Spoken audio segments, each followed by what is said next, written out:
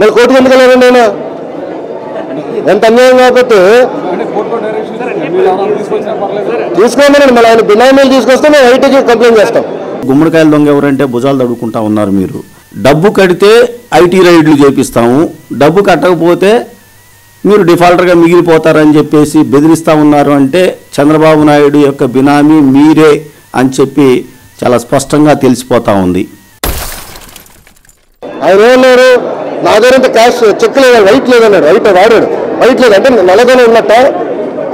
సమాధానం చెప్పాలి. ఇవన్నీ చెప్పి కోర్టు మీద కూడా సీరియస్గా తీసుకుంటాం. 100% ₹2 ఎక్కువ తప్పనిసరి చేస్తాం. మాకు ఎలాంటి సమస్యలు. డబ్బు సంచులతో పాటు ఆడియో వీడియో టేపుల్లో అడ్డంగా దొరికిపోయి జైలు ఊచలు కూడా లెక్క పెడతా ఉన్నారు. ఆ డబ్బులు ఎక్కడి నుంచి వచ్చినాయి అని అంటే ఇంతవరకు నువ్వు కానీ మీ నాన్న కానీ నోరెత్తట్లా. ఆ మాట మనవాళ్ళు బిరిఫుడ్ మీ అనే వాయిస్ మీదేనా అని చెప్పి అడిగితే మీ నాన్న నోరెత్తట్లా. అంటే దాని మీద ఆ డబ్బుల సంచుల మీద ఎక్కడి నుంచి వచ్చినాయి, ఎలా వచ్చినాయి, వాటి మీద మరి నువ్వు ఐటీ రైడ్లు చేయించవా? వాటికి సమాధానాలు చెప్పవా? ఆనాడు తెలుగుదేశం పార్టీ చెప్పింది, ప్రభుత్వం చెప్పింది 25% ఎక్కువ మీరు కొనుగోలు చేస్తాం చేయమని చెప్పింది. ఆనాడు చేయలే. ప్రజల ముందు డ్రామాలు అడిగిన చేస్తున్నారు. వాళ్ళపైన ఇప్పుడు బాధ్యత ఉంది. రామకృష్ణ రెడ్డి గారి పైన బాధ్యత ఉంది. ఆయన కొనాలా. మళ్ళీ ఆయన బినామీలు పెట్టి కొనిస్తే ఒప్పుకోం. ఆయన కొంటా ఉన్నారు, కొని తీరాలా. 2 వారాలు గడిచింది, ఆయన కొని తీరాలా. మరి ఎందుకు లోకేష్ గారు బెదిరిస్తారు? 5 కోట్లు కనుక మీరు కడితే ఐటీ రేట్లు అవుతాయి.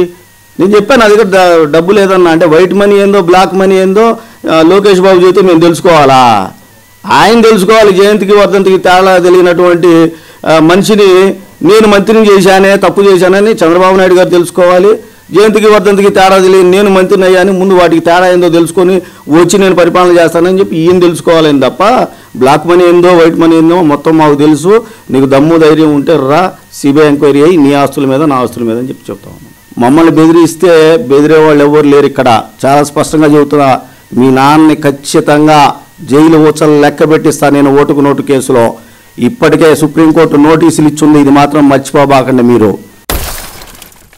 జయంతికి వర్ధంతికి తేడా తెలియని నువ్వు ఒక మంత్రివా? మా దౌర్భాగ్యం కొద్దీ మీ నాన్న మంత్రిని చేశాడు నిన్ను. ఆంధ్ర రాష్ట్ర ప్రజలు తలకాయ పట్టుకుంటున్నారు ఈ రోజున. జయంతికి వర్ధంతికి తేడా తెలియదు. అసలు నువ్వు ఏ పార్టీ, మీ నాన్నది ఏ పార్టీ కూడా నీకు తెలియదు. ఒకసారి గుర్తు తెచ్చుకో. కుల పిచ్చి, మత పిచ్చి, ధన పిచ్చి ఉన్న పార్టీ ఏదన్నా ఉంటే అది తెలుగుదేశం పార్టీ అని చెప్పి నువ్వే చెప్పావు.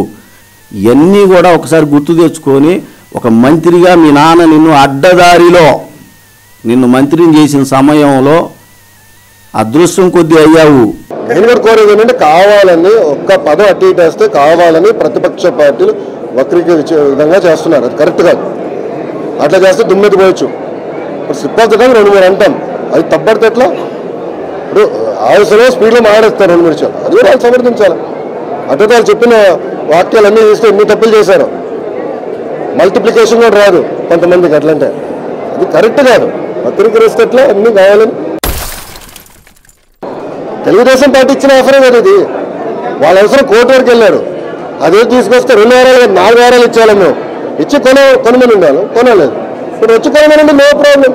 కానీ సార్ యాక్షన్లో ఆ రోజు కొనుగోలు చేసిన యజమాని ఎవరైతే ఉన్నారో అతను నేను ఎందుకు ఇస్తాను, అమ్మడానికి ప్రభుత్వం ఎవరు, కొనడానికి అతను ఎవరు, మమ్మల్ని అన్నారు. Court is final. కోర్టు తీర్పుకి ప్రభుత్వం కట్టుబడి ఉంది. కోర్టు చెప్పి మేము పాటిస్తాం. కానీ యజమానికి ఏం చెప్తారు సార్? ఆ రోజు కోర్టు ఇస్ ఫైనల్ అమ్మా.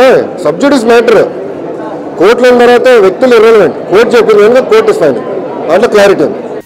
ఎలా పరిపాలన చేయాలి, ఒక మంత్రిగా నా బాధ్యతలు ఏంటి అని చేయాల్సినవి చేయకపోగా నువ్వు ఈ రోజున న్యాయస్థానానికి తీర్పులకి లోబడి మేము పనిచేయాలి, న్యాయస్థానం ఇచ్చినటువంటి తీర్పులకు అనుగుణంగా మేము వ్యవహరించాలి అని చెప్పేసి మేము నడుస్తూ ఉంటే 2 వారాల గడువులో మేము కట్టాలండి. గడువు రానివ్వండి, కడతాం. ఆ కట్టినప్పుడు వాళ్ళు అడుగుతారు.